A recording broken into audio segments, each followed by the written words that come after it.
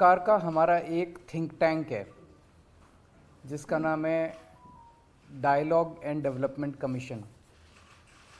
ये एक नया प्रयोग हमने अपनी सरकार में किया था।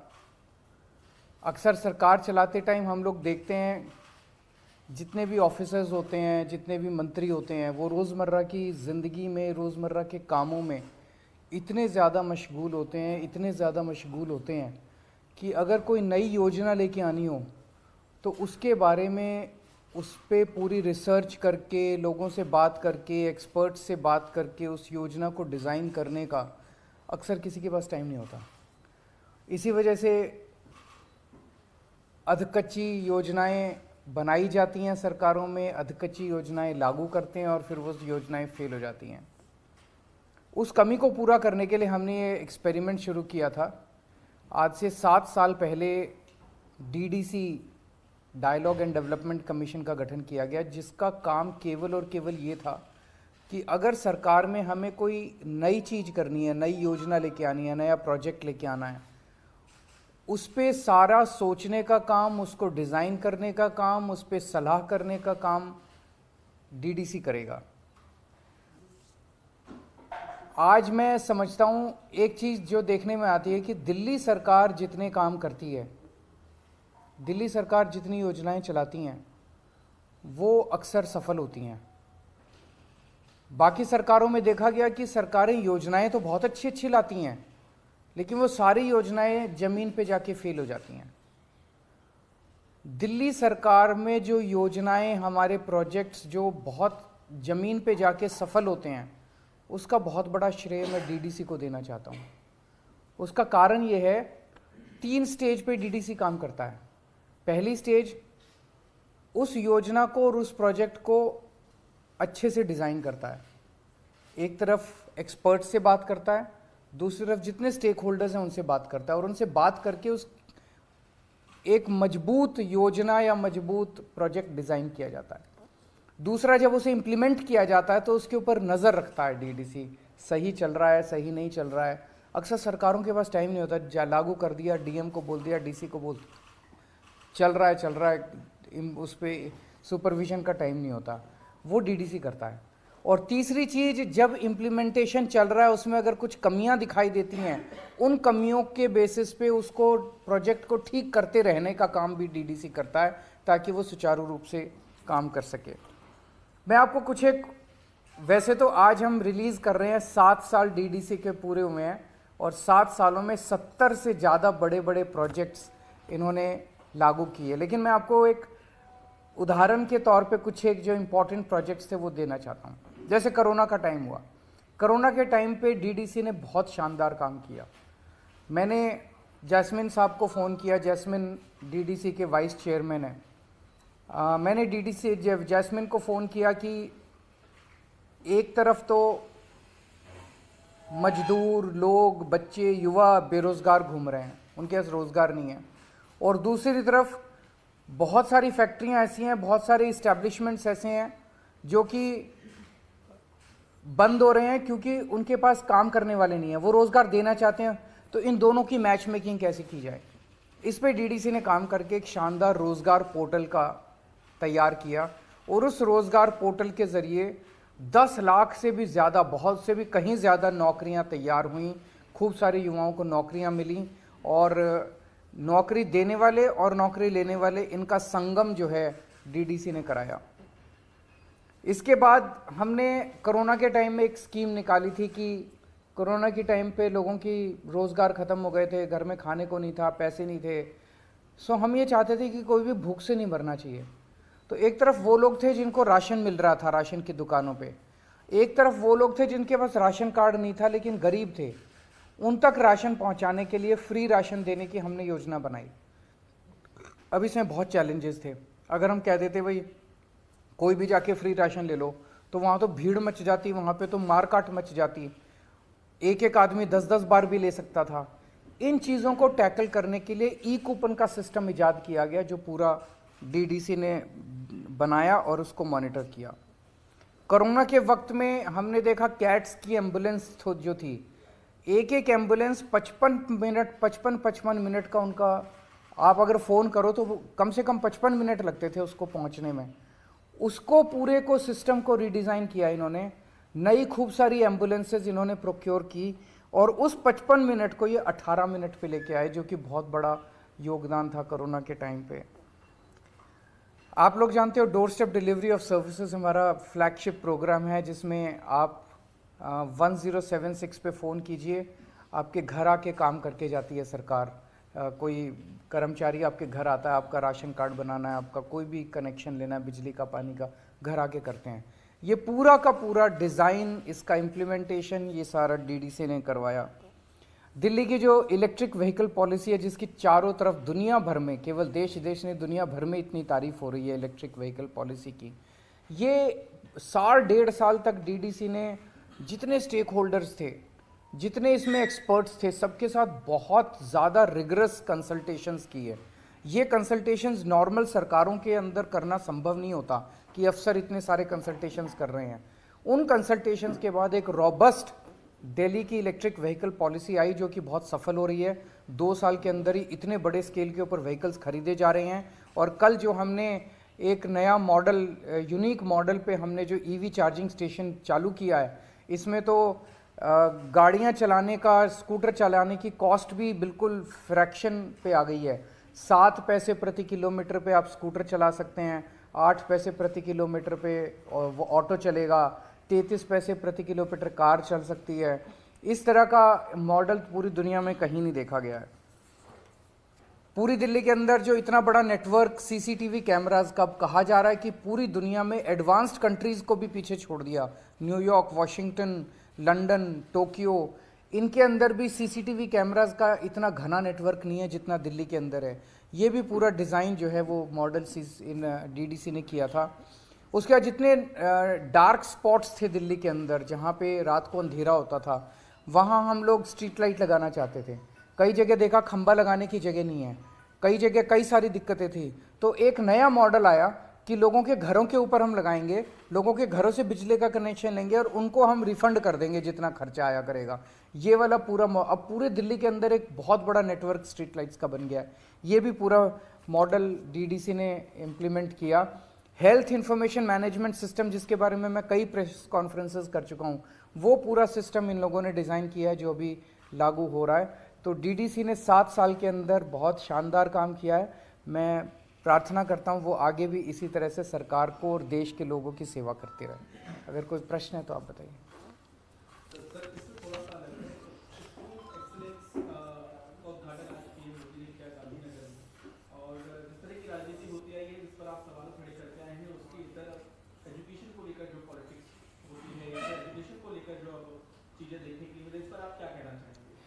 आज मैंने देखा प्रधानमंत्री जी एक स्कूल में गए, वो एक बच्चे के साथ क्लासरूम में बैठे, उन्होंने अपने भाषण में भी शिक्षा के ऊपर और सरकारी स्कूलों की दशा के ऊपर काफ़ी कुछ बोला।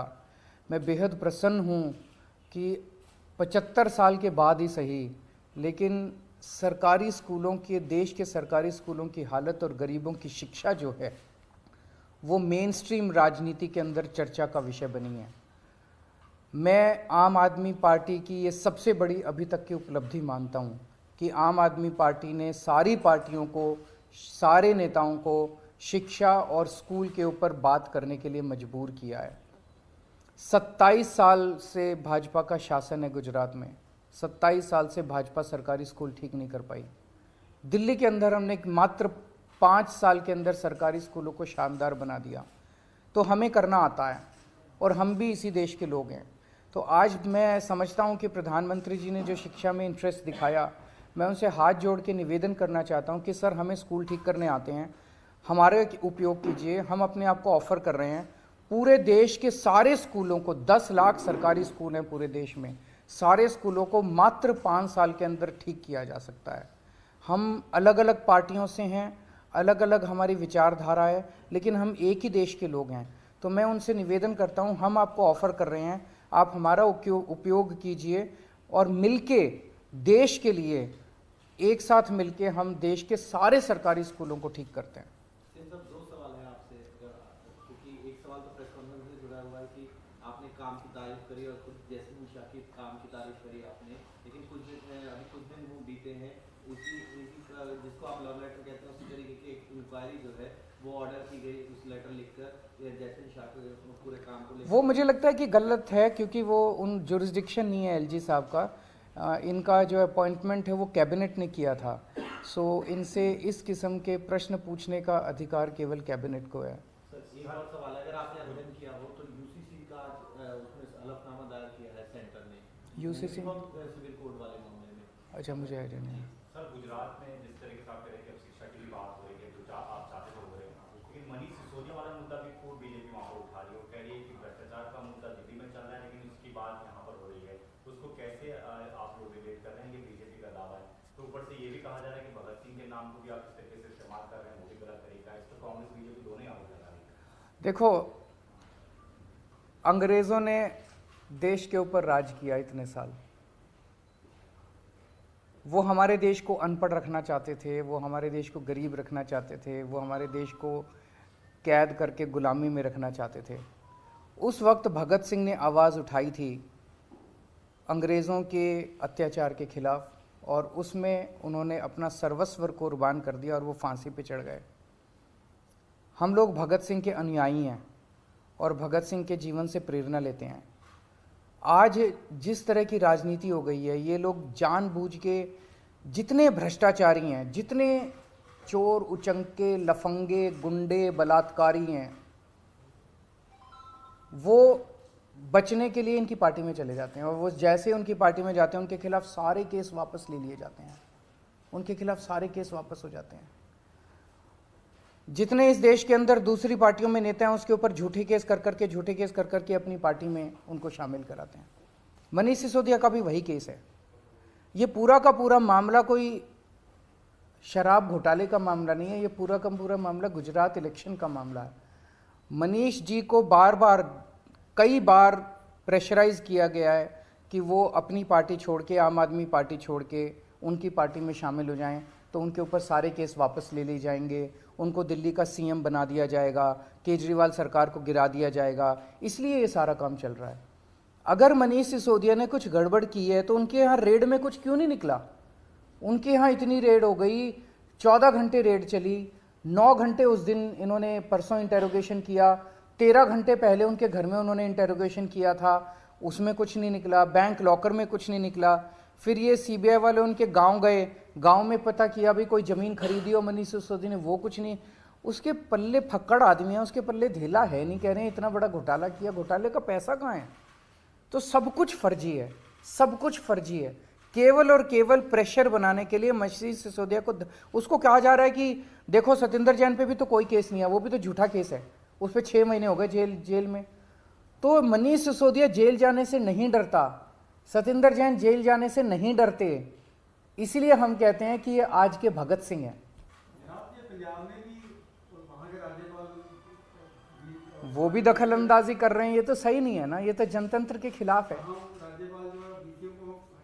ये पहली बार जनतंत्र के अंदर 70 साल में देखा जा रहा है कि किस तरह से उपराज्यपाल और राज्यपाल के जरिए ये लोग चुनी हुई सरकारों के अंदर, इस तरह से तो जनता चुन के आती है, जनता चाहती है भाई ये आदमी मेरा अनुयायी वो करे, मेरा नेता है और ये हमारा सॉल्व करे। ये उसको साइड करके सरकारों को और राज्यपाल के जरिए सरकारें चलाना चाहते हैं, ये तो जनतंत्र के संविधान के खिलाफ है। आप गुजरात हो गए हैं, अभी किस तरीके की प्रधानमंत्री नरेंद्र मोदी भी लगातार कैंपेन कर रहे हैं और आज भी उन्होंने बहुत सारी घोषणाएं की हैं, उन घोषणाओं को किस तरीके से देखते हैं? क्योंकि मैं तो देखो बार बार गुजरात के लोगों को एक ही बात बोल रहा हूँ, ये लोग जाते हैं कहते हैं हमने 30,000 करोड़ का पैकेज दिया, 30,000 करोड़ का पैकेज दिया। मेरे पास 30,000 करोड़ का पैकेज नहीं है देने के लिए, पर मैं गुजरात की जनता को इतना कह सकता हूँ कि आपके हर गुजरात के परिवार को, हर गुजरात के घर को महीने में मैं 30,000 रुपये का फ़ायदा जरूर करा दूंगा। इस 30,000 करोड़ का तो जनता को पता नहीं क्या फ़ायदा होगा, ठेकेदारों को खूब फ़ायदा होगा, ठेकेदार ऐश करेंगे, अफसर ऐश करेंगे, मंत्री ऐश करेंगे। 30,000 करोड़, 60,000 करोड़, उससे मंत्रियों को खूब ऐश होती है, ठेकेदारों की ऐश होती है। मैं हर परिवार का 30,000 रुपये का फ़ायदा करा दूंगा, सबकी बिजली मुफ्त कर दूंगा, सबके बच्चों के लिए शानदार स्कूल बना दूंगा, अच्छी शिक्षा मिलेगी, फ्री शिक्षा मिलेगी, अच्छा, सबके लिए दवाइयाँ, इलाज फ्री कर दूंगा, हर महिला के अकाउंट में 1000 रुपए डाल दूंगा, सबको मुफ्त में तीर्थ यात्रा करा दूंगा, हर परिवार का ख्याल रखूंगा मैं। सीएम साहब, आज देश की ग्रैंड ओल्ड पार्टी को नॉन गांधीयन प्रेसिडेंट मिला है, किस तरह से देखते हैं इस घटना? बधाई हो खड़गे साहब को, और मैं उम्मीद करता हूं कि वो अपनी पार्टी को अच्छे से चलाएंगे।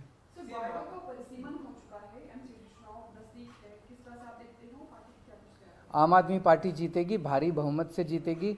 इन्होंने जब हमारे पंजाब के चुनाव के बाद चुनाव होने थे एमसीडी के, तो उस टाइम इनको लग रहा था कि ये वाइप आउट हो जाएंगे, इसीलिए इन्होंने ये सारी नौटंकी की। आखिरी मोमेंट पे चुनाव कमिश्नर को इन्होंने चुनाव का ऐलान करने से रोका, फिर ये बिल लेके आए, तीनों एमसीडी को एक कर दिया। अब ये वार्ड परिसीमन जो किया है ये भी बिल्कुल गड़बड़ किया है। बता रहे हैं कि एक वार्ड में 90,000 लोग, एक वार्ड में 30,000 लोग, और पहले जहां बराबर बराबर भी थे वो भी जो मर्जी कर लेंगे, जो मर्जी कर लें।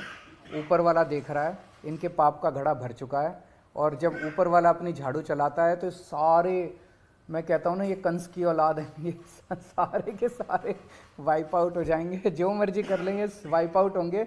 जनता आम आदमी पार्टी का साथ देगी। हैं? राजकुमार आनंद जी को नया मंत्री, मैंने चिट्ठी भेज दी एलजी साहब को उस बारे में। Thank you.